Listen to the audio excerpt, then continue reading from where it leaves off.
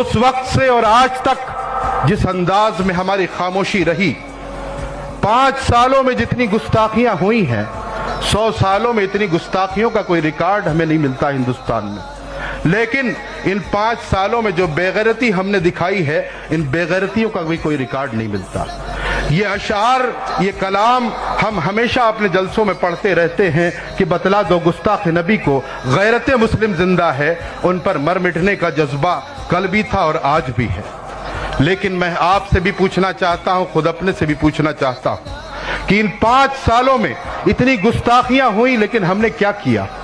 यहां बैठे हुए लोगों से अगर पूछा जाए कि आप में से हर एक तो नारा लगाने के लिए तैयार है, लेकिन कितने लोग हैं जिन्होंने अपने नबी की अजमत के लिए एक FIR जाके कराई हो, एक कंप्लेंट जाके कराई हो?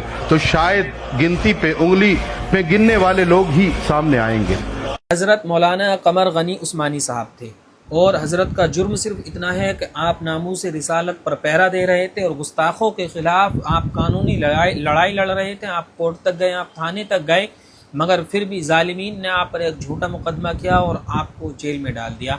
पिछले 4 साल से ज़्यादा का वक्त गुजर गया, आप अभी तक जेल में हैं। ना आपको पैरोल दी गई, ना बेल दी गई, ना आपको रिहा किया गया, क्योंकि आप मुसलमानों के जज्बात को मजरूह होने से बचा रहे थे और गुस्ताखों के खिलाफ कानूनी लड़ाई लड़ रहे थे।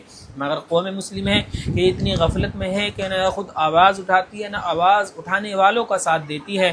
तो मुसलमानों, ये तुम्हारा हक है कि मौलाना कमर गनी उस्मानी साहब के लिए दुआ कीजिए, इनके लिए आवाज़ उठाइए। और अगर आज आप अपनी आवाज़ उठाने वालों का साथ नहीं दोगे तो कल को फिर कोई तुम्हारा साथ देने वाला भी ना बचेगा। तो इसलिए तुम्हारा हक है कि जो तुम्हारी मसलक की, तुम्हारी दीन की, तुम्हारी पहचान की लड़ाई लड़े, तुम्हारे जज्बात को मजरूह होने से बचाए, तो तुम्हारा हक बनता है कि तुम उसका साथ दो, उसके साथ मजबूती के साथ खड़े हो जाओ।